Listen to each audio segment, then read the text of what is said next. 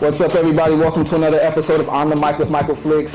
Very happy to be back. I always say I got a special guest. This one's a little bit extra special. We got a San Diego basketball great on the show, a guy I've been wanting on the show for a long time. JayDee Luster, I appreciate you joining me on the show, bro. Yes, sir. Appreciate you having me. Absolutely, man. Well, honored to be here. I appreciate that, bro. Appreciate it. Yes, What you been up to lately, man? Everything good with you? Everything been good, man. We obviously coached at San Diego State. We went on a great run this year, went to national championship, so haven't really had a chance to excel from that. Right from there, This transfer portal is a new thing, but it's crazy. So we lost the national championship game the next day. We was in office at 9 a.m. looking for our next prospects as far as guys in the transfer portal, trying to do it all over again. So haven't really had a chance to just decompress and excel. So I'm looking forward to completing this roster and then having some time to myself. I hear it. So it's that quick. No decompressed time at all. Get it straight to it. So, I mean, it's a full-time job, so I get it. It's like the good thing is you go to a national championship. The bad part about the national championship is the portal process, which is guys transferring from school to school, has already been taking place for a couple weeks. So you behind the 8 ball. I see. While you're playing, that process has already started. Guys already been recruited. Guys already taking visits. So you're locked in on your season. You don't have time to really dive all the way into that. So the moment that we finish, we dove right into it. So is it breaks? Maybe just a wild assumption, but I would assume that because you guys made it to the national championship, a lot of those guys might keep their options open in hopes that they can at least have a conversation or at least have a visit with you guys. Is that not the case? Yeah, I think our success this year definitely has opened some doors, but I think in today's climate, as far as collegiate basketball, NIL is such a big thing. So it's just about finding the right prospects. You know, some prospects are still have the right motives and doing things for the right reasons, want to go somewhere where it's about winning, about culture, and those are prospects you focus on. There's other prospects that hop in the portal and it's just about money, trying to go to the place that can offer them the most money as far as name, image, and likeness. And those individuals is not necessarily the case. So it just depends. You know what I'm saying? You would think the success will give you all these options, but it just really depends on what the kid is looking for. If the kid is looking for a winning program, looking for culture, then yes, obviously it will help us. But if they're looking for the biggest bag, then I feel that. It's a bidding war. They're going to go wherever the biggest bag is. That makes sense. 2 quick questions about the transfer portal, and then we could get started with the whole thing. There's been a lot of talk as far as the transfer portal about like how – I actually just saw Gilbert Arenas talking about it, about how it's affected the high school players. Is that how is – I guess what I'm trying to ask here, is that like made it where like you guys aren't really focused too much on the seniors coming out of high school and you're mainly looking at the portal, or how does that work? I think every program is different. Okay. I think a lot of programs, they're not as focused on high school prospects as they once were. At San Diego State, our philosophy is we do recruit high school kids and we use transfers to plug in holes or missing pieces that we may need. So if our roster needs shooting, then we may go in the portal to find a shooter. Gotcha. But we believe in recruiting high school kids. We believe they're the ones that help our culture. They help set the foundation. And then when we bring those transfers in, they help set the tone as far as how we do things, the culture, from practice habits to the day-to-day stuff. They kind of the liaisons between the staff and the incoming players. I see. That makes a lot of sense. Interesting. And then I had Coach Marshawn Cherry from Mission Bay on, and he was talking about how much it's affected the high school players, and he was saying from his point of view, he feels like it's really not going to get like quote unquote cleaned up for the high school players for another like few years. Is that see that being the case? I think right now it's as hard as it's ever been for a high school kid to get a scholarship. Now, if you're a top 100 kid, I don't think there's been much change. But for the kids outside of that top 100, I think it's a lot harder to get scholarships. That makes sense because I don't know if you're familiar with the high school basketball season here much, but high school basketball here in San Diego much. But St. Augustine, their best player of the year 2 years in a row, Julian Dixon, he just started getting offers like a few weeks ago. And you would think that he would have him coming in. He's been the best player in town for so many years, you know what I mean? And so, but what you say is probably a reason for that. I think that's a great example. I think there's a lot of onus on summer basketball, AU basketball, and I think in Julian's case a little bit, he didn't really get to showcase what he's capable of on that stage. On the AAU stage? Summer. Okay. Yeah, AAU stage. And it's it's no fault of anybody's. He just was on a really, really good team. He was on arguably the best team on the West Coast, best team in California, and a team called Why Not, who is Russell Westbrook's team out of Los Angeles. So he just was behind some really good guys. The guys he was behind is guys like Kylan Boswell was at Arizona, Jared McCain who's going to Duke. Like he was on a really, really good team. So I think some of his recruitment was a reflection of that, like not really being able to showcase and be seen as much as some other guys in the spring and summer. That makes sense. I'm happy for him now, though. They're starting to come in. I knew he was going to be all right. I knew he was going to find, a place. I'm extremely happy for Jurian. I think he's a great kid. I think he comes from a good family. Absolutely. And I think he's going to have success at the next level. So Absolutely, shout out to Jurian, and I hope everything works out. For sure. I think he can be a pro eventually. I think he can eventually be a pro if he, keeps working hard. Yep. But let's get into your story, man. Let's take it all the way from the beginning. You're born and raised here in San Diego. Yep. Everyone's been knowing you as like an amazing point guard from the first time we all heard your name. When did you start playing basketball, and when did you realize that you were an elite basketball player? I grew up right here in North Park, up the hill. Okay. So from a young age, I always just played at North Park Rec, and I was really good at football. Football was like my first love.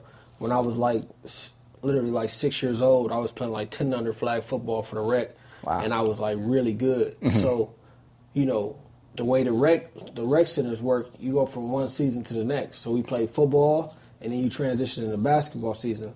Well, after football season, the coach was like, come on, man, we're going to start basketball. And I guess because I was good at football, he thought I was good at basketball.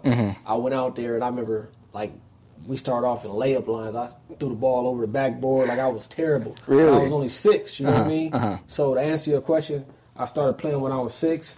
And, over a course of time, I kind of developed a passion for it. By the time I was 10 years old, I started playing AAU travel ball with the Rising Stars.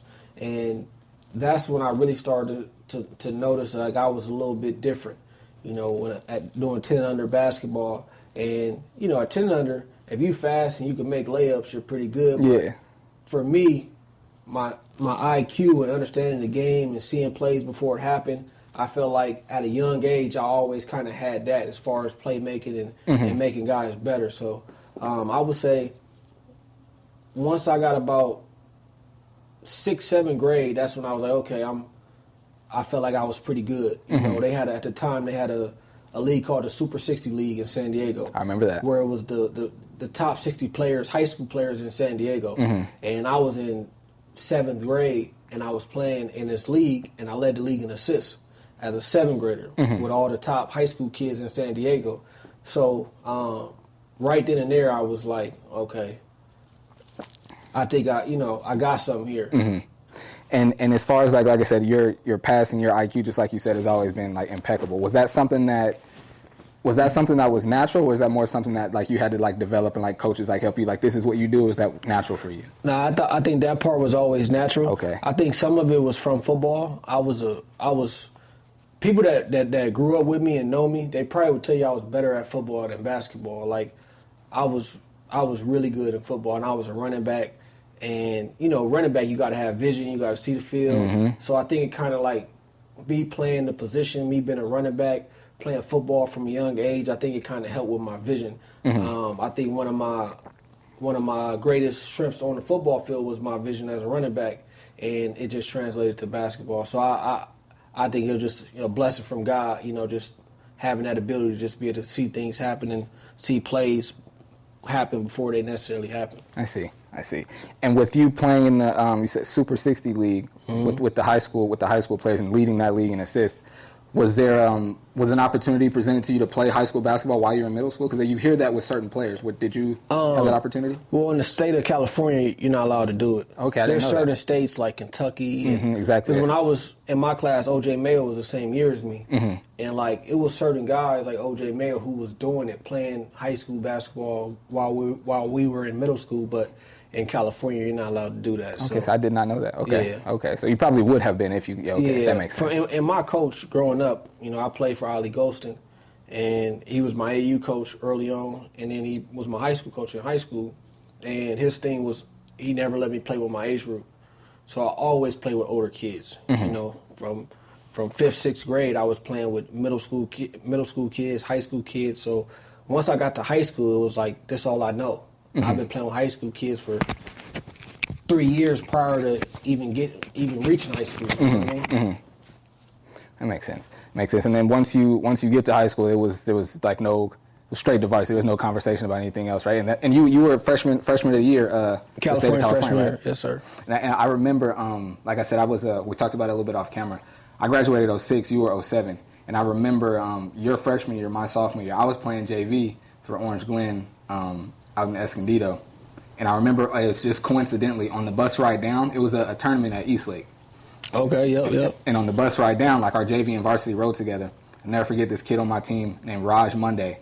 He was like, have you guys heard of this kid, JayDee Luster? I was like, I've heard his name a little bit. He's like, bro, he's like supposed to be like the best freshman in the state. I'm like, really? I'm like, I've heard his name. I didn't know he like got that good. He's like, yeah, you're supposed to be like the best freshman in the state, but hope we get to catch some of his games. And then we pull up to the gym and you were already on the floor playing. He's like, bro, that's him. That's him. I'm like, for real? And I'm like, yeah, that is him. Oh, funny story about that. One of your assistant coaches, Jeremy Robinson. Yep. He was that was my first time. I grew up right next door to him, and I was like best friends with his younger brother. And so I come in the gym and just Adam, yep. Okay. Adam, yep. And then so we have that story about talking about you, and then we see you on the floor, and then we get in there, and I'm like, I used to live across the street from him, and then Adam was at the top filming the game. So it was just a really, really crazy, dope experience. It was really, really dope. Shout out to the Robinsons. Them are great people. Great people. Absolutely. Jeremy Robinson, one of the best people I've been around, ever encountered. So he's a great dude. I would agree with that. He was just running a middle school like sports league for football, soccer, and basketball. Pretty much doing it all by himself with maybe I want to say 10 middle schools, and him organizing it, running it, the basketball games out of Hoover. Wow. Doing a really good job with it. Yeah, I can see that. Doing a really good job. So you get to high school, freshman player of the year for the state of California. At what point, I'm pretty sure at that point, that's when all the recruitment letters started coming in, probably, right? Yeah. Freshman year, I was California freshman of the year, and then that spring and summer, I played for, at the time, it was the best AU program in California and probably on the West Coast, Southern California All-Stars, which was based out of L.A. And we had guys on my team like Taylor King, Taj Gibson, who's in the NBA, Chase Budinger, who played in the NBA. The list goes on. Brian Harvey, who went to Louisville. Marcus Johnson went to Connecticut. So we had a team full of dudes that were top 10 in their class, top high school kids in the country. And I think that's when I really started getting recognition. Being a freshman, playing 17 under on that team. Most freshmen, as far as AAU ball, they don't really play 17 under. They may play 15 or 16 under. And I was a young freshman out there playing 17 under on the top team in California. So that's when I really started getting, recognition outside of California. And you've always, like I said, I've never always known who you were, but this is literally my first conversation with you. And from just outside looking in, you've always presented a very, very confident, I'm not necessarily cocky, but just very confident, I know I'm better than a lot of people, I know I'm good out here. What, how do you, when you're playing, how do I say this? When you're playing at that level with guys like that, and you being one of the younger ones and still being one of the best ones, how is it, how do you deal with that confidence and staying level and staying even with that? Or did you at all? Well, I think just me being comfortable, just because I've always played with guys that were older than me. Even when I was, being in 6th grade, 7th grade, I'm playing with guys in high school already. And when I'm playing with these high school kids, I'm not the best player on my team. I was fortunate and blessed to be around some guys from San Diego that took me under their wing, kind of helped groom me as a basketball player, like Floyd North, like Muhammad Abukar, like Donier Mayfield. The list goes on, from rising star players that were older than me to Anthony Palmers, Tito Littletons. I had so many people who kind of helped me and teach me the way where, when I got in that environment, it was easy for me to try to fit in and just be a star in my role. I've always been a team guy. I've always been a guy who understands that, where my blessings come from. and that comes from God, and that's always kept me grounded. You know what I mean? So it was easy to kind of just fit in and play my role because I was a young guy. I wasn't the best player on my team. You know, my job was to get everybody involved, pick up full court, do the little things because I'm the young guy. It ain't necessarily my team or my time to be the guy, you know. So I think part of greatness is falling in line at times and knowing how to be a star in your role and when to lead and when to take a back seat and be able to fit into any circumstance or situation. I see. Well said. Well said. Now, with you growing up in North Park, was it just because of your coach how you ended up going to Hoover? Well, growing up in North Park, there's like I would say invisible lines as far as districts. And to be honest, the street that I lived on, I think I could either went to San Diego High or Hoover. Okay. You know what I mean? But I went to Hoover, and I went to Hoover because of my relationship with the head coach, which was Ali Ghostin, who I grew up playing for. Got you. My next question was going to be, was there ever like no, he's going to play here, he's going to play with me, but I'm guessing, but because of your coach, it was never in question. No, I visited other schools in 8th grade. You know, I didn't know where I was going to go because he wasn't a high school coach at the time. He'd never been a high school coach. He was always a youth AAU coach. You know what I mean? He had the Rising Stars, he had the Stockton Knights, but he never had a high school job. So my freshman year was his first year being a high school coach. Okay. So in 8th grade, I visited St. Augustine. I visited Marion Catholic because, again, I played both sports. So Marion Catholic at the time was really good in football. They had P.T. Gay, Scotty Goodlow. They had a bunch of guys out there who, as far as football. So I was looking at places in San Diego that was good in football and basketball. So I thought about Saints, Marion Catholic, El Camino, just because my high school coach had a relationship with Ray Johnson. So that was an option. And then I also looked at 2 schools back east, 2 prep schools. Wow. St. Anthony's, where Bobby Hurley Sr. coached at. And then I looked at the time, it was, I think St. Benedict's, where Danny Hurley, who coaches at UConn now, was the high school coach. So it was never locked in that I was just going to Hoover. Okay. You know, then once he got the job there, you know, I decided to go to Hoover. Before we ask about any high school football that you may have played, was your did your coach not coach high school by choice? Well, I don't know if it was by choice, but I think everybody has their start as far as their coaching journey, their coaching career, and he helped kind of found the Rising Stars, which was at the time one of the best AAU programs in San Diego. Like, if you was good, you was probably playing on the Rising Stars, you know? So he kind of... Was more focused on that? Yeah, more focused on just the youth and things like that. And then because of the relationship I had with him, he kind of helped develop me as far as a basketball player. I think that he didn't want me to just go play for anybody in high school because, again, he was a youth coach for a long time, so he's seeing kids at different high schools, and he may not necessarily liked how things worked out, how their journey took place once they got to high school. So, you know, he was real particular on where he wanted me to play or who he wanted me to play for. So I think once I got in 8th grade, he started trying to, you know, apply for jobs and things like that. He applied at Mission Bay, had an interview, and then he also applied at Hoover. He went to Hoover first, and Hoover basically was like, look, we're offering you the job, but if you go interview at Mission Bay, we pulling it. So he took the job. Oh, wow. And me and my best friend Todd and a couple other people, we decided to go to Hoover. I see. And I asked because when I had Coach Marshawn here, he said coaching, you know, being like the face of SDA for so many years. He said he was applying for high school jobs, and CIF wouldn't let him because he was the quote-unquote face of travel or AAU basketball here in San Diego, and they felt like kids would not go where they were supposed to and come and play for him. Yeah. So that was why I asked that. Yeah, that could be something that you gotta, a challenge that you gotta overcome, you know, coaching youth sports. Everybody think, well, if we give them the job, how is this going to affect us as far as CIF and recruiting, and kids want to come to this school from all different areas. So yeah, that's something that you could definitely run into. But Marshawn used to coach with the Rising Stars as well.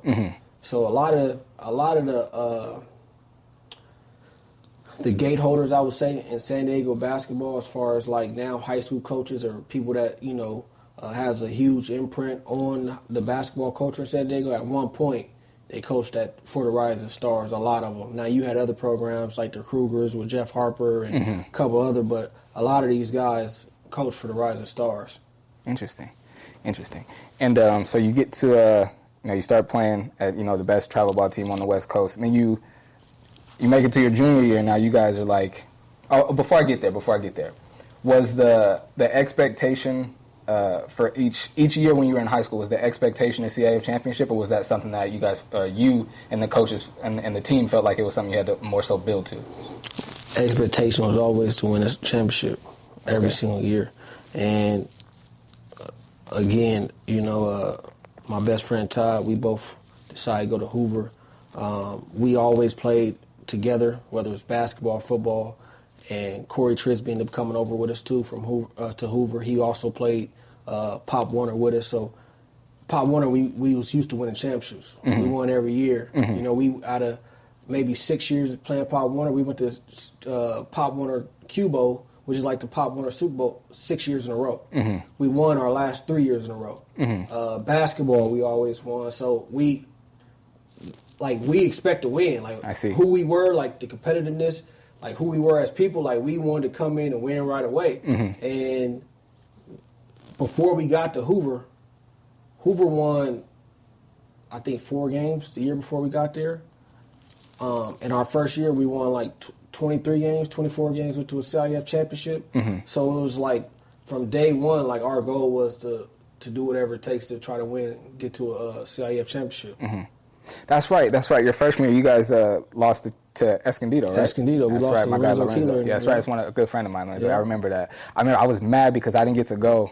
Yeah. I didn't get to go in person, but I definitely watched it on TV. That was a crazy game. Crazy game. We played at the VA House Arena now, but I think at the time it was called. Was it Cox? Cox Arena. Yep, yeah, Cox Arena. I understand why they don't, but I wish they took the CIF Championships game back to one of the colleges, man. Yeah, it's just a better experience for everybody involved. I'm gonna be honest. I really dislike the fact that it's at these high schools and separate places. Me too. Like I thought San Diego State, the Cox Arena was too big. It just was too big to really have the high school atmosphere that you need for like a championship game. I agree. But I thought the Jenny Craig Pavilion was perfect. Me too. And everybody been at one location. I think it's just good for the city. I do too. And I pray that one day they figure out how to get it back at one location. I think it's just a money thing. But I get it. And pinch pennies where you got to, I guess. But it feels different. I mean, for the players playing in the game, you up. You playing for the championship, so you up. But just like I never had the opportunity to play in a championship game. But for Orange Glen, we won one. We won one and made it to another one. So I've been a part of it twice. And it's just different. It's just a different experience. And that was when it was still played at the Jenny Craig Pavilion both times. And now like and now that I film a lot of the games and like having to like go to a game here and a game there, it's not the same, man. It's not the same. I think the experience too, like for kids, it's not the same. You know, like for some kids, it's the only opportunity they'll ever have to play in a college arena. That's true. You know, and I think that experience is cool, and that's an experience that you'll never forget. You know, and I think you work hard throughout the season to have that opportunity, to have that moment. And I think it's just better for everybody when you're playing at an arena or at a college arena where, you know, because most guys' dreams is to play here. You know what I mean? Yeah. So it's like, you running out that tunnel, it's like, this is where USD play. This is where San Diego State play, right? That means something for a San Diego kid, you know? So I think if it is a money situation, I think the dollars is worth the experience that these kids are getting. At the end of the day, it's about the kids. So if they can move it, I think they should. I think so, too. And to that point, he ended up not going, but Lorenzo Keeler that we just spoke about, he was supposed to play at State and played a championship, played the championship in that gym, which made it more of a thing for everybody that knew him, you know what I mean? So it was just, man, they got to, CIF, man, y'all got to get it back at one of these colleges, man. Y'all got to do that. Y'all got to do that. So you had the heartbreak of losing one your freshman year, and then you make it back your junior year. Tell me what that whole season, that whole journey was like. My junior year, I want to say we won 28 games, and we just had a special group. We had a group that was connected. We had a group that, we've been together for a few years now, so we all was just on the same page. Very much just so. like most teams I've been a part of, it where you win big, you got guys who are selfless. You got guys who are put the team first. You got guys who are willing to make sacrifice after sacrifice for the betterment of the team. And that's what we had. We had a group of guys who all we cared about was winning. We didn't care about who had the success individually. It was all about winning a championship. And because of that, everybody said it in the beginning of the year, but most people don't mean it. Most teams don't mean it. Most teams ain't willing to do whatever it takes to hold up that trophy at the end. So when you a part of it, it's just special. And that was a special group. And the thing about sports, too, the teams that you achieve greatness with, those are the guys that once you're done playing, you usually keep in contact with the most. Like the losing teams that you were on, you usually don't really stay in contact with those. And it's just like, you know what I mean? It's just a fact. And that year, my junior year, we just had a special group, and we all got a group chat now. We all talk. We all in each other's lives. Our kids is, my kids call them uncle. They kids call me uncle. Like, we family. That's dope. That's dope. And I think that's what made that year so special. Is like we was really brothers, and we really laid it all out for each other. And it showed, man. I could speak to it. We spoke a little bit before we started filming, but I could speak to it directly. Like, I played against you that year when you guys won the championship. I've said it on the show before, so some of my viewers know. But yeah, y'all ended my high school season, and I remember just like I've been playing sports my whole life, like football, basketball, a little bit of baseball, ran track a little bit. So I've been on plenty of teams that were, connected and that played for each other. But you guys were absolutely one of those, like, even not because you guys won the championship, but just watching you guys play was like, this is a special group. And because of that, I mean, any team that's good, like the fan base is going to get behind them. But I think even more so because of how connected and how much of a brotherhood you guys had, just the fans were even more a part of it. And it was like, these are our guys. We out here for them. You know what I mean? Yep. I would agree. I think my 4 years at Hoover, it was a fun time for Hoover basketball. Just like you said, I remember my freshman year, there have been games where it was sold out. Like the line was to the street, Telcom Boulevard from the gym door. You know what I mean? So it was just it was just a fun time, man. It was a fun time. I think it was like that when for the first round playoff game. I remember pulling up and walking it was to our locker. I don't think it was a locker. I think they took us a classroom or something. Yes. Yeah. But I just remember and again, me, I'm sure you don't know, but I'm originally I moved out to North County, but I'm from Southeast, so I already know this is it's normal, you know. But a bunch of my teammates, they never been in that environment like that, so they this is crazy. I remember me and my brother, it was only 3 black dudes on the team, and me and my brother from this area, but my other friend wasn't. But he come from that too. We bro, it's just basketball. Yeah, just basketball for sure. Play the game. It's gonna be loud. It's gonna be rocking, and and that's what made it so. How I can describe it, you guys, your fan base being just loud and rowdy and just about y'all. We had a dope rowdy crowd. Our rowdy crowd was about it. Face paint, dressing up like Ronald McDonald. Our rowdy crowd was crazy. Our whole fan base. Y'all was just on another level, man. I remember my brother. I forget how the ball went out of bounds, but it was our ball. We taking it out on the sideline. And my brother, looking for somebody to pass it to, and somebody sitting in the bleachers behind him started pulling on his shorts again, turned around and looking at the ref, yo, and the ref was like, man, inbound the ball and play. Yeah. It's crazy at the Hoover, right, man. Good time for sure. That's cool. And then come back your senior year, weren't able to win it and get it done. But at what point did you start narrowing down your college choices and making that decision? Well, my senior year was rough for me. Yeah, you got hurt. Yeah, I got hurt. That's right. But I think it was maybe my junior year. Early in my junior year, one of my high school teammates from my freshman year, Mark Hall, died in a car accident. So, me being young and dealing with death and somebody that close to me dying, somebody that I'm work out with every day, somebody on my team, like somebody I got a real, like a big brother to me. He passed away. So I was dealing with that mentally, and then I got in a car accident and cracked my ribs. And I maybe played like 8 games my senior year. So I had to sit out most of my senior year. So, me being a 5'8", 5'9" basketball player, it already comes with its challenges, already comes with its obstacles. And then, I'm hurt. So my recruitment at the end, it wasn't like What it should have been. yeah, but I had a relationship with a Reggie Diaz, who's now the head coach and athletic director at Bethune-Cookman. He also was a longtime point guard in the NBA, played for a lot of NBA teams.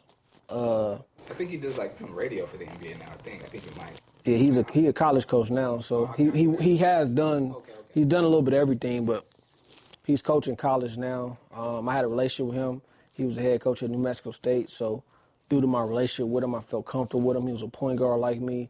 New Mexico State played a fast brand of basketball. They pressed, they got up and down like I played at Hoover, so there was a lot of positives to the situation. The year before, they just went to the NCAA tournament, lost to Kevin Durant and them in the first round, so they had a really good team coming back. So I just thought it was a good fit for me, and I signed to go to New Mexico State. And the summer before my freshman year in college, Reggie Diaz took a job in the NBA with the Sacramento Kings. So I was like, I went there for a year, played for the coach that replaced him, and then I transferred. How was that relationship with the new coach? The new coach is a guy I still talk to this day. He's a guy that used to coach at San Diego State. He was an assistant here named Marvin Menzies.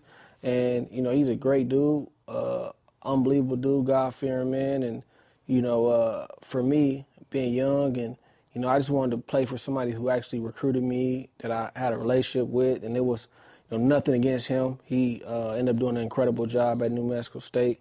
But, I hit I was about to say portal. It wasn't no portal at the time, but I transferred and ended up going to University of Wyoming with the staff that recruited me when I was in high school. They was at Fresno State as assistant coaches.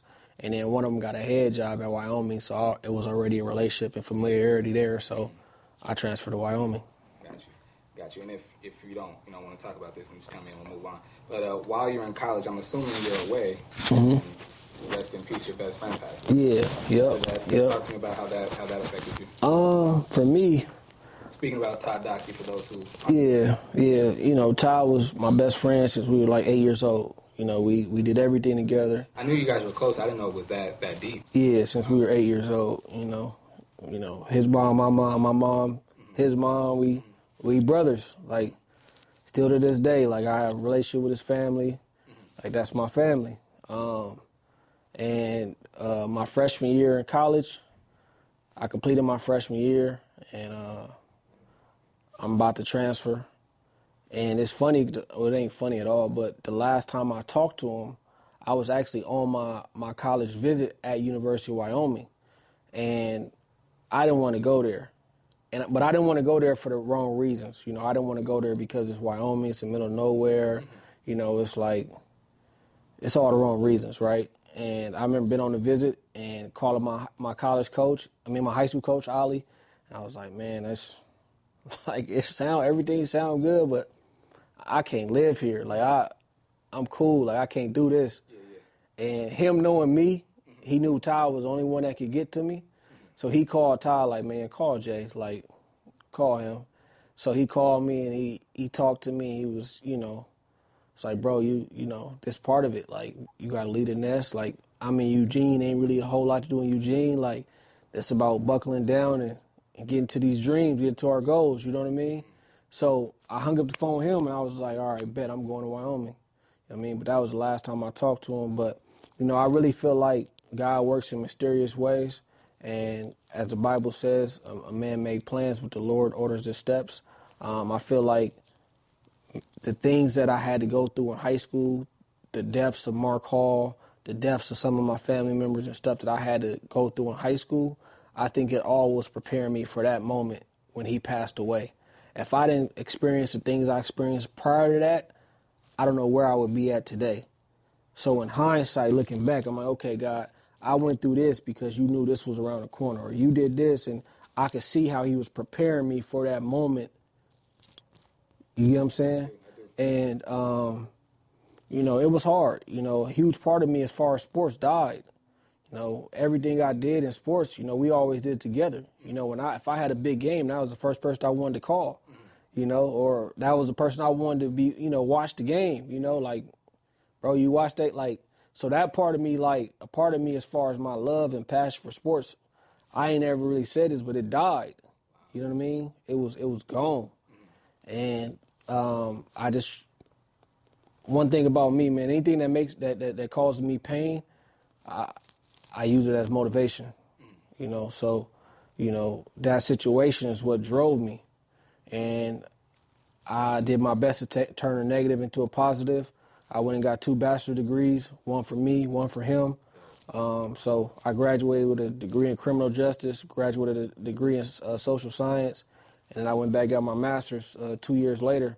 But it's just been my motivation, I got to work twice as hard because I'm not just doing it for myself, I'm doing it for him as well. And as long as I got a breath of air in my body, he's still here. You know what I'm saying? So that's my motivation. That's what drives me every single day. Props to you, bro. That just gave me the chills. Props to you, bro. That's dope. That's dope. Appreciate it. Sensitive ass about to start crying in here. That's dope. That's really dope, bro. So while you're at Wyoming, well, I mean, a bunch of times you got to play against San Diego State. One game in particular, you're able to hit the game-winning shot. Yeah. Tell me what that was like. First of all, like my my boss, who I work for now, right now, the head coach at San Diego State, he was an assistant coach at San Diego State at the time. So he like always give me a hard time about this. He always bring it up, but man, it was a cool moment, man. It was a really cool moment. Hitting any game-winning shot is something that is hard to describe. As anybody who plays sports, like, you understand, like, the magnitude of being able to do that. Like, that's something you dream about when you were a kid. 3, 2, 1, you shoot up the shot. Like, you go through them scenarios in your head all the time as kids, But to do it on that stage against San Diego State, it was a real neat moment for me, being a San Diego kid, and it was one of the coolest moments in my college career. That's dope. That's dope, man. And I've heard that story a lot, and then just in preparation for the interview today was doing as much, research on you and stuff as I can. Was that I wasn't able to figure out, was that in San Diego or No, that was in Wyoming. Okay. We played them the same year in San Diego, and they probably beat us by like 20 to 30. Okay. And they make sure I remember that as well. So you got to take your wins like you got to take your losses like you take your wins. Absolutely. You know what I mean? So. So you finish up. Was there ever any plan to play professionally? Not for me. Well, I wouldn't say never, but once I became, like, to me, like, in high school, everybody still, like, believed they could play in the NBA. Yeah. Freshman year in college, 70% of the people probably still think they could play in the NBA. Really? By your junior year, for a lot of people, to me, that's when it started, like, becoming real. Like,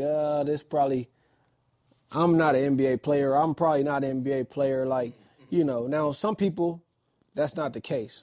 But for me, my junior year, I started to look at, like, different avenues and what life looks like outside of basketball.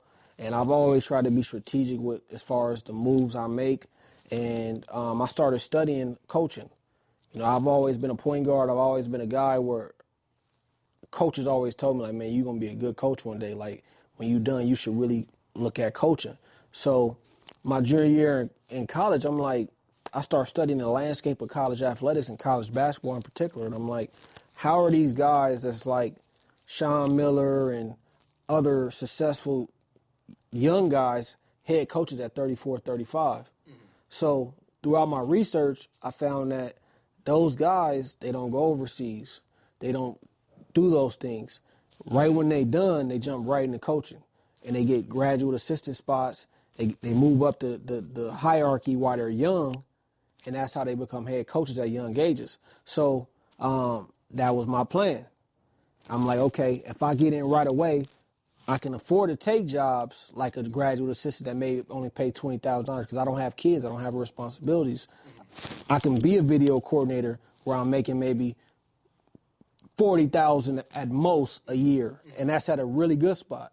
So because I was willing to make them sacrifices early, I've been able to reap the benefits now by being an assistant coach at a young age and doing all those things. So to answer your question, for me, I mapped it out, and I thought if I wanted to get into coaching, the best way to do that, to give myself the best chance to become a head coach, was to get in right away, right when I graduated from college. So my junior year, after I finished my junior year of college, I started going to different camps and stuff, trying to basically put myself in front of coaches to get a graduate assistant job once I'm done playing. So one of the places I went was University of Arizona. I went there, I worked the camps, the kid camp. I hung out with the staff for a few days. And then afterwards, Sean Miller was like, when you're done, you got a job here as a graduate assistant. So I went and played my senior year of college. And then right after, I went straight to Arizona and started my coaching career. Nice. What was your official position there at Arizona? Graduate assistant coach. Oh, okay. I thought, okay. Yep. Okay. And what responsibilities come with that? So as a graduate assistant coach, everywhere is different. At the University of Arizona, one, it's a graduate assistant coach, so you got to take your graduate classes. So that's how I got my master's paid for. That's where I got my master's from University of Arizona. So you're doing the school part, but then on the basketball side, at Arizona, my responsibilities was skill development. You know, my job was to live in the gym with guys, help guys get better on the court. Another thing that I did was advanced scouting. So if we play, let's say we play UCLA and USC this week. Well, we play USC on Wednesday, right? When that game is over, I'm giving the coaches the UCLA scout as far as like, these are all the plays they run. This is what they would do out of this set. So I'm doing advanced scouts. I'm working ahead and scouting the opponents that we're going to play. So those were my two main responsibilities. That sounds like a really fun job, actually. Yep. Really, really cool. And you did that for 2 years? 2 years. And then what was the plan always? Did you think you were going to be moving up there? Was the plan to, after those 2 years, move on to somewhere else? Well, the thing about it is, like, if you're a graduate assistant at maybe like a low major university, then it could happen. It's still like not likely, but it could happen. You go from a graduate assistant maybe to an assistant coach. But at the University of Arizona, you don't go from a graduate assistant to an assistant. You know, that just don't happen. So I always knew after those 2 years, I would probably have to go somewhere else. And that's exactly what I did. I did 2 years there as a graduate assistant, and I went to Bradley University in the Missouri Valley, and I was the director of basketball operations. What is that job? What do you have to do for that job? Director of basketball operations is probably the most important job within a college basketball program. Okay. At a lot of places. Now, basically, you help everything run smoothly behind the scenes. So you're booking travel. When you get to these places, you're booking hotels. You're coordinating meals. Like, you're basically like, you help run everything. Like the father, like the parent of the. I see. You help run everything. Mm-hmm. So it's a job where you got to be very organized. You got to be disciplined, because if you don't book these flights, or if you don't do something, it's like the mistakes are glaring. Like, these aren't mistakes that you can hide. Like, we get to this city and there's no meals or there's no hotels. Like, did you make any of those mistakes? Absolutely not. Okay. But it's like, now at the university I was at, I was blessed because I had it was like a secretary who helped do a lot of those responsibilities, a lot of director of basketball operation responsibilities with me. Got you. You know, but some places, like at San Diego State, the guy that we have here, Matt Sawyer, I tell anybody with ears, he's the best in the country. You know what I mean? And at places like that, you on your own. They don't got a secretary, you know, holding your hand or helping you or crossing T's and dotting I's and make sure everything's on point. Like, it's just him, and he does an unbelievable job. It's a really hard job to do. And at that position, you're not really doing any coaching or scouting or anything? Nope. Well, that's a lot of responsibility. You probably don't have time to do nothing else. You're not really doing a lot of that, but because I had the secretary there who took on a lot of those responsibilities with me, it freed me up to still be able to do some scouting, still be able to do some other things because the coach that I was working for, he knew that I wanted to be a coach. Like, he knew that, like, my ultimate goal was to be a head coach one day. So he knew I just was doing the director of basketball operations position because it's a stepping stone just to get me to where I wanted to be. It's not necessarily who I was or where I see myself staying. You know, I'm a guy who I've always wanted to be on the floor and be hands-on. So It's a part of the process. it's part of the process, exactly. So you did that for how long? I did it for a year. Okay. And then the coach that we got fired. The whole staff? The whole staff got fired. Because, like, poor season or what? Poor season, Okay. poor performance. Like, that's the reality of this business. Like, you don't perform, you get fired. To the Bucks head coach. Yeah, so, you know, the coach was there for 4 years. I was only there for a year. But, you know, that's what happens. So we got fired at Bradley. And from there, I was blessed to get an opportunity to go work for the Mavericks. So I went to the Dallas Mavericks and I did some player development stuff. And I did that for a year. What year was that? I think 2015, 16. Okay. Yep. So Like, who might have been on the team? Darren Williams, Wesley Matthews, Dirk Nowinski, JaVale McGee, you know, those guys. JJ Barea. No, I don't really keep in touch with any of them. But if I see them, it's definitely it's love. But you know, everybody. And I was a guy that I'm there to do a job, and I do the job to the best of my abilities, and you know that was that. But so I did it for a year, and then from there, I got hired at University of Pacific in a WCC conference. And the guy who hired me there was a guy named Damon Stoudemire, who played in the NBA, Mighty Mouse. I also worked with him in Arizona, so it came back full circle. When I was a graduate assistant at Arizona, he was a full-time assistant. So I was able to work hand-in-hand with him. We built a relationship. So once he got his opportunity as a head coach, he reached back and hired me, gave me an opportunity, and I worked for him for 5 years at Pacific before I came to San Diego State. Awesome. What was it like at Pacific? It's a good school, but it's like a smaller school. It's a smaller school, so we're in the same conference as USD, Gonzaga, St. Mary's, BYU. So it's a really underrated conference, really good conference, and it's a really good conference to start out as a first-time assistant. You know, I was 26, I think, when I became assistant there. So, you know, I'm forever indebted to Damon Stoudemire for giving me that opportunity. And, you know, I'm just, by the grace of God, I had that opportunity, and it's been able to work out. He was one of the players just being like you say, like always like being like a smaller point guard. He was one of my players in the NBA that I was like, yeah, I like how he played. Muggsy Bogues, he was like a shorter dude, but he was like, I didn't really like, I guess for whatever reason, I didn't really see myself in Muggsy Bogues. But he was like Damon Stoudemire, I was like, I could try to play like him. He got buckets. Oh, for sure. I mean, he was a bucket. Lefty, he could shoot it. And he a better person than basketball player. So he a good. That's one of my closest friends. Oh, dope. Yeah. That's really cool. How did the opportunity at San Diego State come up? Really just like being a San Diego kid. This staff here at San Diego State been there. I mean, Dutcher has been there for 23, 24 years. Our assistant coach Dave Velasquez has been there for 21 years. So you know, me being a San Diego kid, they knew me, I knew them, so I always kind of, you know, had a relationship with them. And then once I started kind of moving up in the ranks of college basketball, we kept in contact. And then once the opportunity presented itself, I was fortunate enough to get the opportunity to come back home and coach in my city and for a program that, you know, I love. What did that feel like getting hired on at San Diego State? It's got to be like kind of not overwhelming, but just like really, really exciting. It was really exciting, you know, I haven't lived in San Diego since I was like 18. So I was gone for a long time, you know, so having the opportunity to come back home, be around family, and be able to do what I love, which is still be around the game of basketball, coach basketball, help young men, you know, to be able to do that in the city of San Diego, it just made it extra special. But I also feel like it comes with a great deal of responsibility. And I feel like, you know, God placed me here for a reason. and it's bigger than basketball.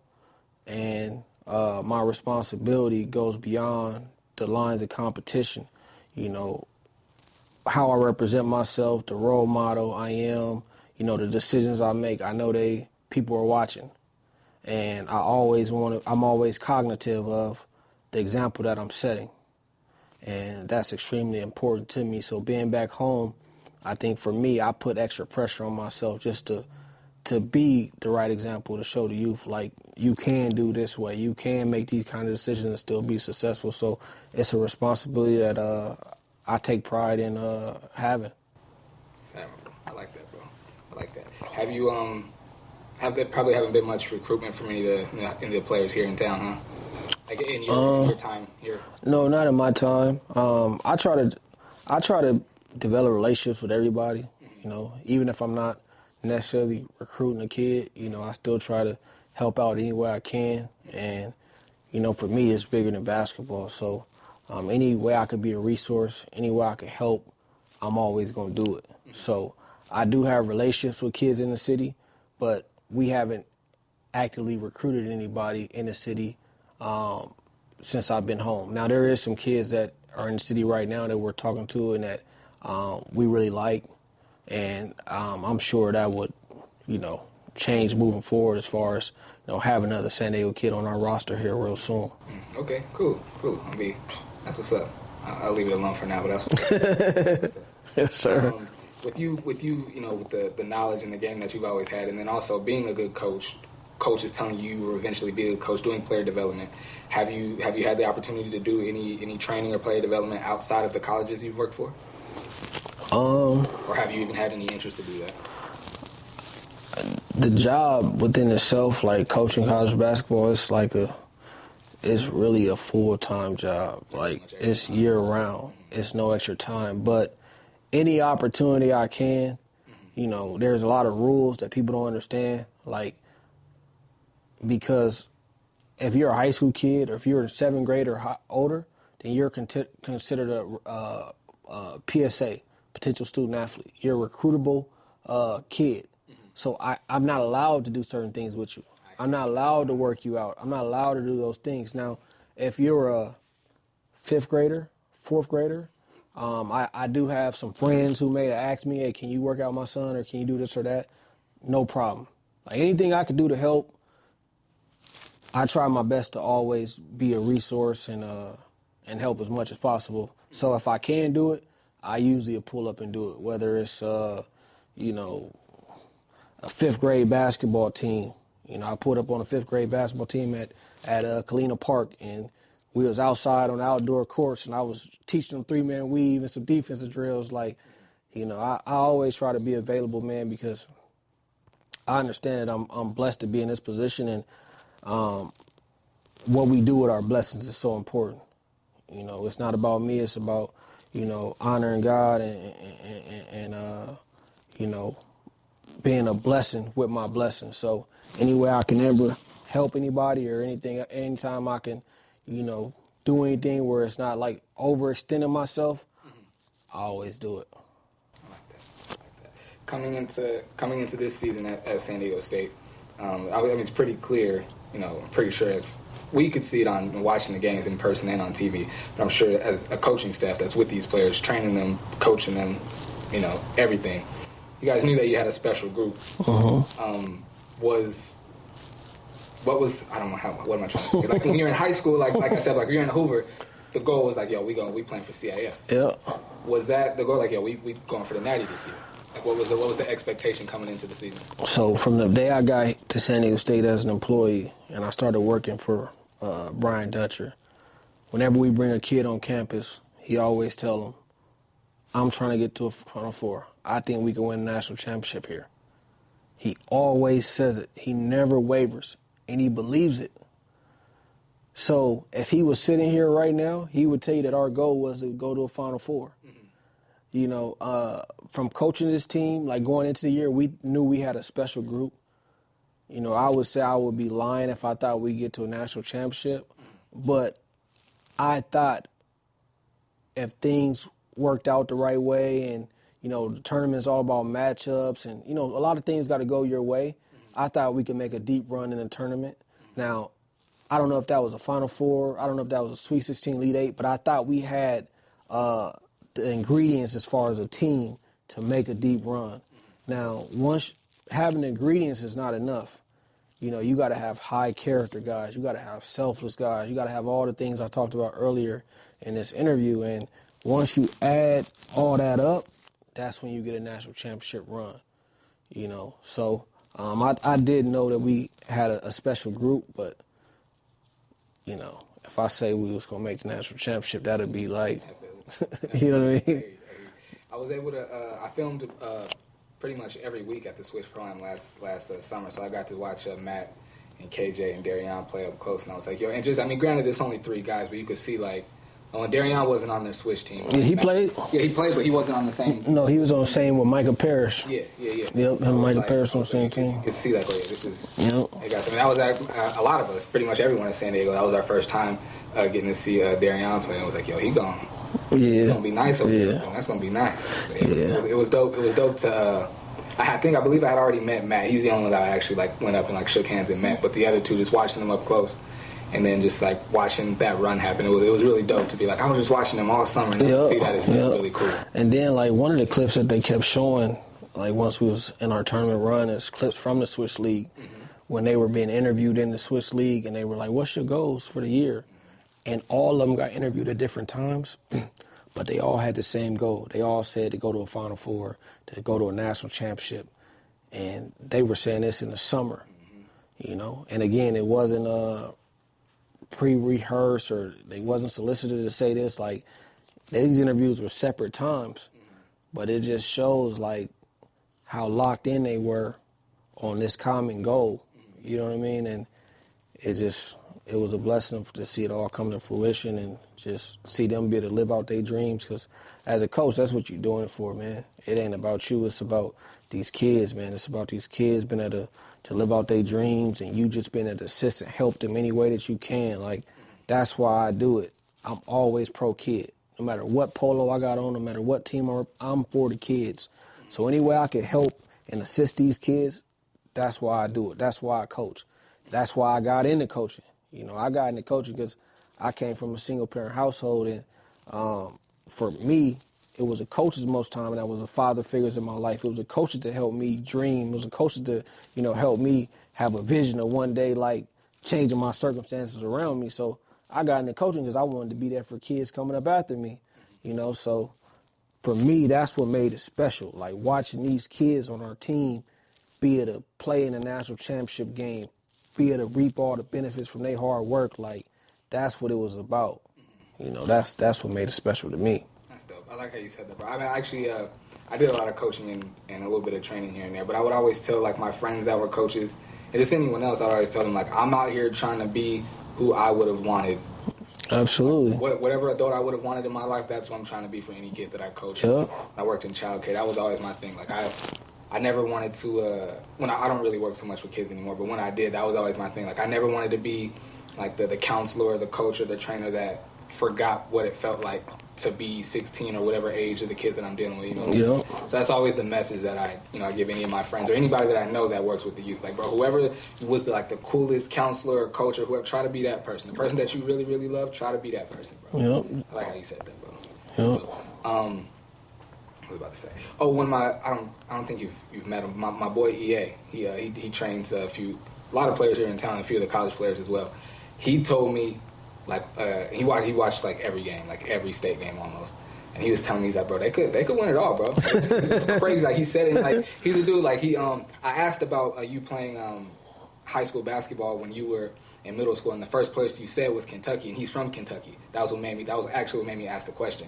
But he was like, bro, like, they could win it all, bro. He's like, if they like couple things here and there, he's like, they could really win it all, bro. And I had only seen up to that, like, before the tournament started, I think I had maybe watched 3 full games, like maybe just 3. So I wasn't really too familiar. I knew you guys had a good group, and like I said, watching a few of the players in the Swish, I knew there was talent. But when he said that, you like it, this could be a little cap. No, I didn't think it was cap. I thought it was him just dreaming big. I didn't think he was like trying to like blow smoke or anything. Yeah. But he that's who, like, when I first met him, he was supposed to go D1 and like really be a player. He had some things like not really work out for him. But to my point about like that's just how I don't want like it wasn't capped. That's just how he just dreams big, and when he sees something like that, like when I first met him, he'd be going to be like, bro, like you wanna go? He'd be like, bro, I might gotta play Westbrook in a couple months, bro. I gotta be ready. And it wasn't like I had that same reaction. He manifested it, and he looked me in the face and was like, I'm serious, bro. Like I might be playing against Westbrook in a couple years. I can't take no days off. Like that's just the type of guy he is. So when he said like, yo, they could win it all, bro, and I was like, for real? He said, bro, they could really win it all. And then I watched we watched the Final Four game together, and then the championship game. We were both downtown at I forget one of the spots downtown watching it. Yeah. But like when Lamont hit the shot, he went crazy. This dude was in the street running around. You would have thought he was on the team, but he was so excited for y'all. When he got back, he's like, I told you they could win it all, bro. Just one more. Yeah. So it's crazy to just like how that just from the summer to him saying that, just how everything worked. It was really, really cool, bro, to be from here and be in the city and experience it all. Like, yeah, that's really cool. That's really cool. Shout out to EA for believing. Absolutely. I gotta get y'all to one of my first times watching him play, he reminded me of you just off his court vision. He's one of these. He's 5'8", could throw it off the backboard and reverse dunk it and windmill and all. So he's like one of these like. So not really in that respect, but just like the way he passes the ball in his vision. Mm-hmm. When I saw him playing, and him, he's like I said, he's 5'8" as well. So watching him play, you were one of the first people that came along watching him play. I gotta get y'all to link up one day, maybe. Gotcha. Really, really cool. He does a lot of player development and stuff as well too in the city, so that might be actually cool too. What was I gonna say next? So you had already had experience coaching in the tournament before doing it with San Diego State. Mm-hmm. So how I guess there's a lot more that comes with that when you get to that part of the season. There's a lot of media, a lot more travel, and crazy. I'm sure. How is it? Do you from your standpoint, does that make it like that much more difficult for the players to stay locked in, or is it just something that just comes with it? Absolutely. I think for us, our team this year, mm-hmm. for the most part, other than like maybe 2 guys, 3 guys, they all been to tournament before, so they all kind of knew what to expect. Mm-hmm. But if it's your first time there, mm-hmm. it's different. Like you said, the media coverage is magnified. Like whatever you're used to is times 10. Mm-hmm. Everywhere you go, there's police escorts. Like everything, it's like a show. It's like a big event, mm-hmm. you know. So it definitely could be a distraction if you allow it to, you know. So it's definitely challenging, especially for a team that don't have experience being in that tournament, for sure. Obviously I'm doing my thing. I'm growing every day, but just being a media guy and just like working in the media and doing like broadcasting and stuff and just watching it, I didn't think about that until this morning when like I woke up and was thinking about the interview. I was like just thinking like more questions and things. Yeah. I was like, man, like that's probably got to be like a real like. Oh man, it's like as an athlete, your sleep schedule is that you try to stick to your regimen, but it can get kind of crazy. And I can only imagine that travel and having to do this interview and do that and show the media and all that just makes it that much more crazy. And the further you go in the tournament, the bigger it gets as far as everything. Mm-hmm. The media,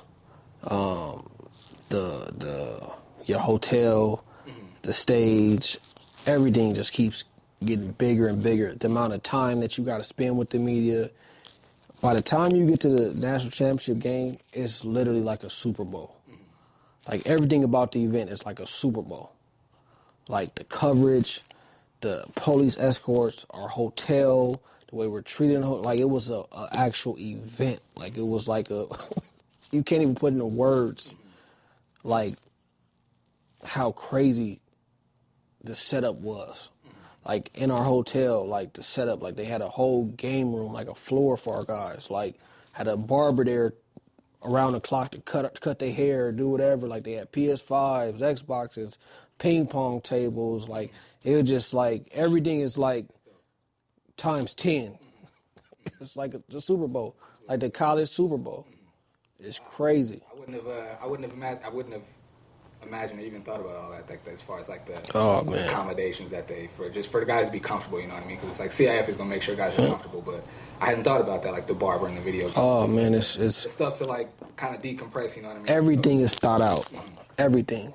Like, your days are thought out from the moment you wake up to, like, okay, we got media from 1 to 3. After media, you know, we got an open practice. Go to practice. It's for fans, everybody there. After that, we going to Fan Fest. Fan Fest is like a whole, like, think of a convention center with, like, games and all kind of stuff for the fans. Well, the teams that make the national championship, they get to go there by themselves. Like, why before the fans, we get to go and, like, play all the games, do all the events. Like, so it's just like everything is mapped out, your schedule, and it's just like a whole event, man. That's cool. That's cool. I was speaking of media. I've reached out to a few guys on the team to have them in for interviews. They were all, I was about to say, 3 of the 4. No, all 4 of them said they were down to do it. And after this, things got really crazy the further you guys got. So Kelsey getting pushed back. But now at this point, I'm like a Lamont I was supposed to have on. He's like, bro, I got a lot going on now, bro. Like I don't know. Of course, I don't get it. I understand. Yeah. You're a whole superstar now. I get it. So yeah, and I actually ran into Darion a few days ago. Okay. Got his info. I should be having him on the show pretty soon. That'd be really cool. Yeah, that's my guy. Yeah. I kind of thought that. I was like, you guys both being like small, like shifty point guards. I probably figured you guys just kind of connected on that level. Yeah, that's Darion is that's my dude. He's a special kid, you know. Good basketball player, but better person. And he's had to overcome a whole lot to be where he at today. You know, he went high school, wasn't really recruited. Then he went prep school for a year. Went from prep school, wasn't really recruited. Then he went junior college, did junior college. Then he went to Seattle University. Seattle University, I think, was the only off-ride at JUCO. Went to Seattle, wasn't starting early on, ended up starting. By the time he left, he was player of the year in the league, 20 points a game, like 5 assists, led the league in steals. Like, his story is just, it's unbelievable. Like, from a little city called Marin City in the Bay Area, like, dude has just overcame so much. And, you know, I was telling him all throughout the tournament, man, I'm proud of you, man. Like, I'm proud of you. Like, I'm so proud of you, man, all that you overcame. So, you know, that's my dude. And, you know, all these kids, like, they got a friend in me for the rest of their life. Like, for the rest of their life, if they ever need anything from me, they got it. Like, if I can do it, they got it. And he know that, and everybody, and the rest of them know that. He seemed like a really, I didn't know that about his story, and that makes me even more excited to have him on the show to talk about it. But just like watching his interview at the Switch and just like seeing him just interact with different people, you could tell he's a good dude. But after he hit those free throws to send you guys to the next level, and like his interview and just him getting emotional in the interview made me like, that's a good dude, man. Yeah. Like I need. And that's why he was crying, because he done been through so much to get to that point. You know, this is a kid that's just like every obstacle that's been put in front of him, he done got through it. Whether he had to run around it, run through it, jump over it, like, that's his story. You know what I mean? He's a fighter. I love stories like that. Yeah. I love stories like that. Especially, I got to rock for the small guys, man. I love stories like that. So Yeah. you said right after you guys, you know, unfortunately weren't able to get it done, but you said the next day you right back in the office. We was right back in the office. We literally ain't been no days off, you know. We played till April. Like, our season started in October, September, and we were still playing in April. Like, we won a game in April. We played 2 games in April. Like, so, you know, I'm looking forward to this roster being complete so I can, you know, disappear for a little while, you know.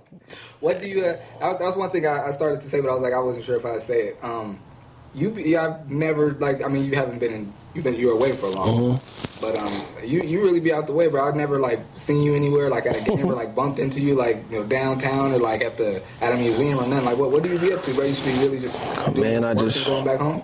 I work. I'm a father. I'm a husband. You know, the time that I do have, I try to spend it with them. You know, I'm a low key dude. Like, most of my friends is dudes I grew up with. Been my circle since, you know, we was kids, literally, like elementary school, all grew up in the same neighborhood. So like, I got a tight circle, and I just kind of stay out the way. You know, I go to high school games, like, You know, I'll be at high school games. You may not see me, but I see you. You know what I mean? Like I was at the St. Augustine San Ysidro game. Okay. I see you on the baseline. You know, I'll be places. You know what I mean? But I'll be around. I see. You know. That's what's up. So I don't always ask this question because sometimes people are like, man, leave them kids alone. But you're not a kid, so I'm gonna go ahead and ask. If you had to put together of all San Diego high school basketball players, if you had to make like an all-star starting five, Like all time? all time. I like that. Am I excluding myself? No, you don't have to. 5? Just 5 players? I normally do it. Yeah, 5. If you include yourself if you'd like to, but yes, 5. All right, let's push it to 7. Let's push it to 7. Just been a competitor. You got anybody to sit here and you ask this question, they got to say themselves. Absolutely. So I'm gonna say myself. Just I think most people would have you on that team anyway. But. I honestly, I probably wouldn't, but I'm gonna say myself because I'm sitting here. Okay. Dominic McGuire played in the NBA. He got to be on there. Chase Budinger played in the NBA. He got to be on there. Bill Walton, the best player to ever play in San Diego. Absolutely. He got to be on there. You got 4. Jared Dudley played in the NBA, coaching the NBA right now. He has to be on there. That's 5. You need 2 reserves. Norman Powell. I mean, this ain't even no reserve. You can take me off. Take me off. Okay. Put Norman Powell because I'm gonna put 7. Norman Powell. No, he's playing for the Clippers right now. So how many is that? Take me off. Take you off. So that's 5. All right. So we got Chase Budinger, Bill Walton, Dominic McGuire, Jared Dudley, Norman Powell. I'm gonna go with Jelani McCoy. Played at UCLA. Went to St. Augustine. It's like a distant mentor for me. I actually tapped into him this morning. Actually. Yeah, I'm gonna say him. We'll say that's 6.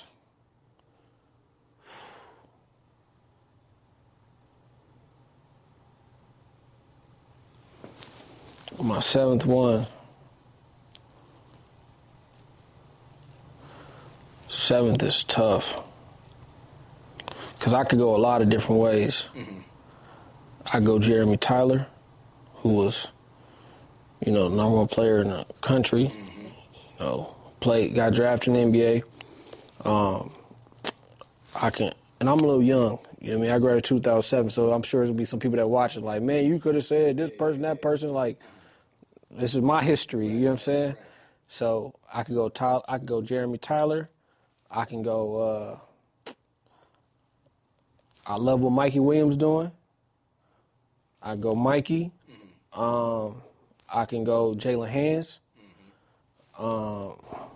He was so cold. Yeah. So for me, my 7th, I go a lot of different ways.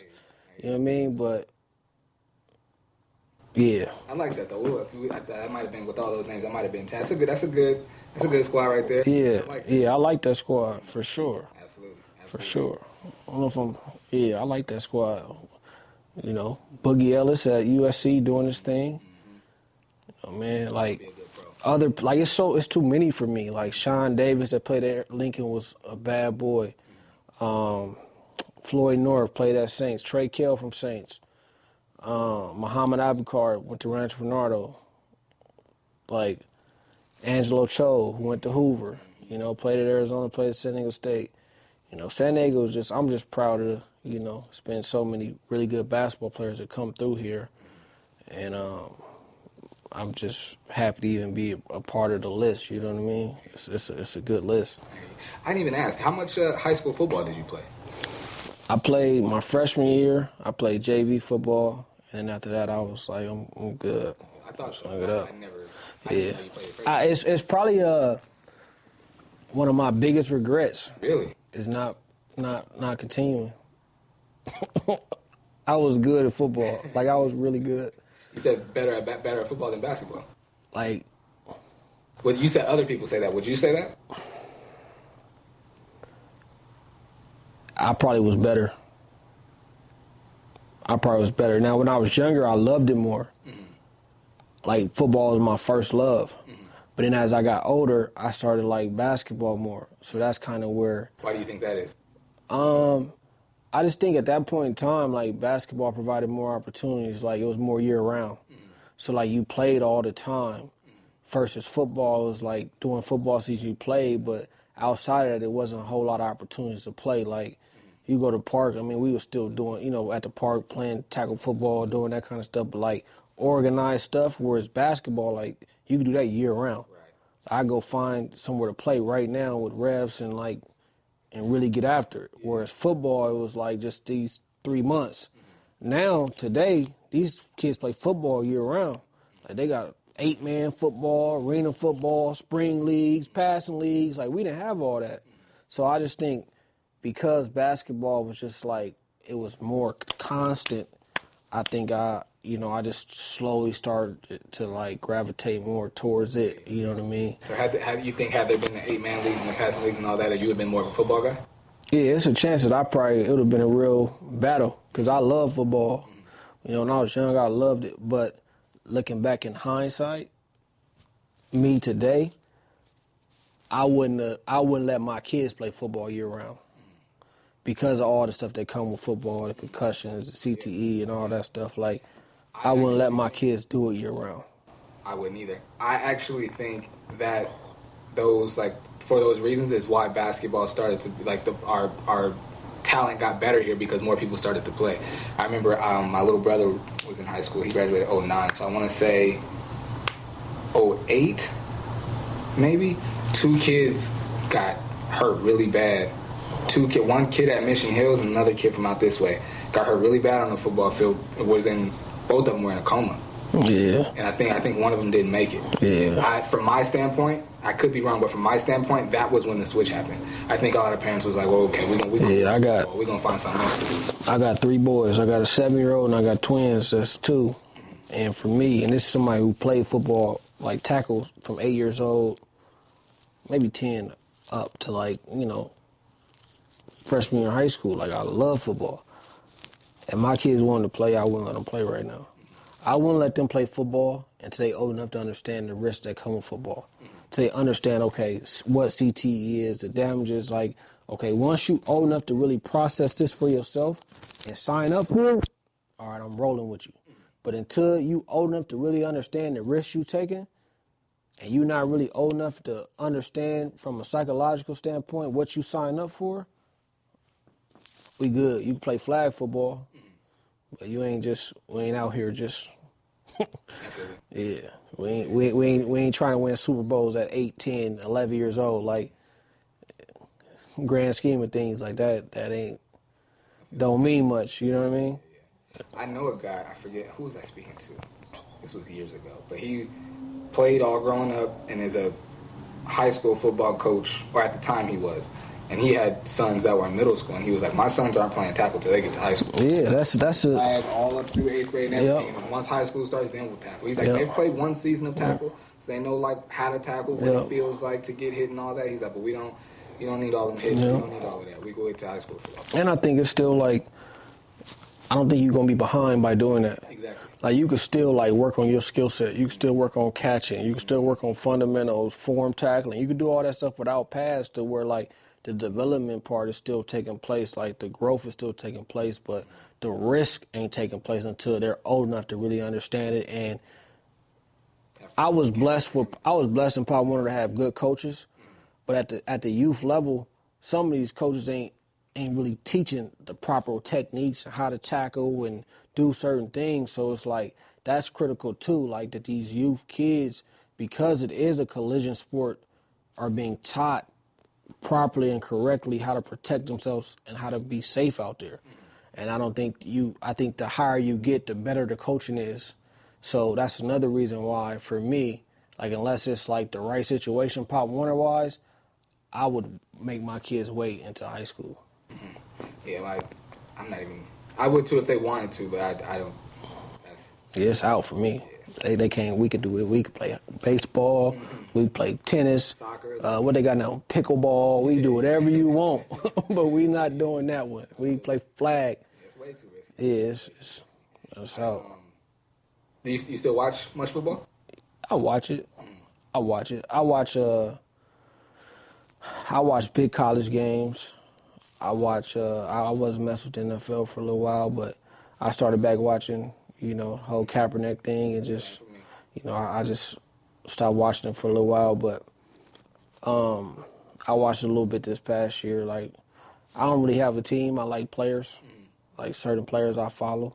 So, yeah, I watch it. I'm right there with you, but it's hard for me to really like you said after the whole Kaepernick thing. It's hard for me to really like be like a real fan of the NFL like that. I watch. Yeah. I'm a Raiders fan. I'm like the worst football fan ever. I don't really people like we did like I don't know much about. Yeah. I know this. I understand because I used to play and I enjoy watching it, but it's hard for me to be a big fan of the NFL. Yeah. Most guys that played high level college basketball like you did, and even more so college coaches, tell me that they don't watch the NBA. Is that the same for you?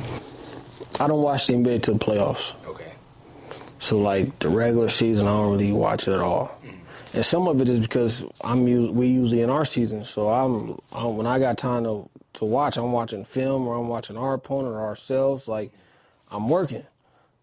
And to me, like the NBA, like regular season, they don't necessarily play hard all the time. I don't think they really guard. Like, they pick and choose. Like, the fourth quarter, they may lock up. They may do different things. But, like, the playoffs, it's like, okay, it's real. Like, now we playing for something. It's the best in the world. And we all sitting down and we all trying to get this ring. So that's when I really lock in. So, like, right now, I'm watching. Okay. I'm watching. Who's your team? Or do you not have one? I don't have a team. Again, I like players. But who are you liking right now? this year, man, the parity in the NBA is better than it's ever been. Like, I think it's wide open as far as who can win it this year. And depending on the night, your opinion on who can win it this year may change. For real. Like at times I thought the Celtics maybe was the best team, playing. You watch the Lakers some night, you're like, dang, if Anthony Davis could stay consistent, they could win it. I like Denver with Joker. I like what D Book and KD doing. But if I had to like pick who would win it all, honestly, I would probably say whoever wins this series out of the Celtics and the Sixers. I would agree with that. You know what I mean? It's hard for me to say that because I'm a Laker guy now. Yeah. But I probably would agree. Like I want LeBron to get another ring if like I wouldn't be against that at all. But if you made me choose, like pick a winner, I would say whoever win that series. Gotcha. Yeah. Philly just won. I think they just won 3-2. Yep. And I'll be happy for James Harden. Like he didn't. Me too. He didn't been drugged a little bit. He didn't dealt with a lot, different teams. They say he's not a winner, this and that. So if he got one, I'd be happy for him. Yeah. Me too. And I like how he I like what he's done this year, and I like how he just answered all the questions. Like yeah, I'm still the same dude. I just got a different role here. Like y'all know I could pass. Y'all know I can get a bucket too, but I just have to get a different role this year. Yeah. I like how he answered that. Yeah. Who you got as the GOAT? I love answering that question when I got this argument. Yeah, I seen that.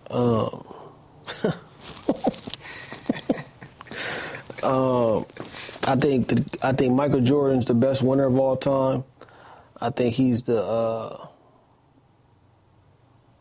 a competitive standpoint, he's the best to ever do it. But if you ask me who's the best all-around basketball player, passing, dribbling, shooting, rebounding, it's hard for me to say that there's been somebody better than LeBron when, he's not even a scorer and he's the all-time leading scorer in the NBA. You know what I mean? He went to the final 9 years in a row. Yeah, I agree, bro. I think LeBron got to be the GOAT. Like, he's accomplished everything he's done, the run he's been on, he's got to be. I'm not, like obviously we're the Kobe era, so it's like, and it was hard for me for a long time to say that LeBron was better than Kobe. But at a certain point, it was like, if you can't admit that, if you can't say that LeBron is the best, okay, not even if you don't say he's the best. If you can't just give it up and give him his props, you're just a hater at this point. Now, Kobe is the closest thing to Jordan. Absolutely. As far as everything, him being a winner, his competitiveness, his will to win, like, he embodies all the same attributes that Jordan has. And I don't think when you talk about attributes and those qualities, I mean, you can't say that LeBron's desire to win isn't like theirs because you don't win as much as he has if you don't have that desire. Mm-hmm. But Jordan was 6 for 6. Mm-hmm. Like, impeccable resume. Like, come on, man. It's hard to fight. So it's like, really for me, like, you're not wrong if you say either one to me. Like, like it's hard for me to say anybody better than Jordan just because what he did. Right. But if I'm just like, man, all around basketball player, like this dude LeBron is like, he's in every conversation. Who's the best passer of all time? You put him in there. Who's the best scorer of all time? You put him in there just because he's the NBA all-time leading scorer. You know, like he gonna finish top 10 in steals, top 10 points, top 10 in assists, top 10. Like this stuff is crazy. He's been doing it for 20 years. Like, yeah, I got it.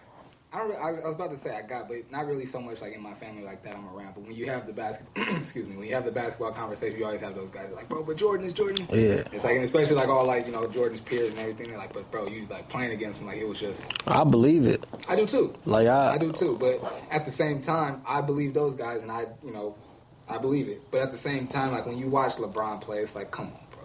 Yeah, I don't think you go wrong with either one. It just because you can make arguments for either one, you know, whatever side of the fence you want to stand on. But them two dudes for me is definitely the best two. And then also I think LeBron, like they say, like what they and we get off this in a minute, but what they say like about like how like LeBron goes about it, I just think that just speaks to, like the era that he's in. You know what I mean? Like Michael Jordan and Kobe for the most part, they were more like bro, like we here to win. And nigga, fall in line, or you know what I'm saying. Mm-hmm. But LeBron is that era. Like he got a handshake with every player, and he's like more inclusive, and like he's about like arms around everybody in the brotherhood of it to get to the goal. I think he has the same will to win and the same competitiveness. He just goes about it in a different way because of the era that he's in. I think. Yeah, I can see that.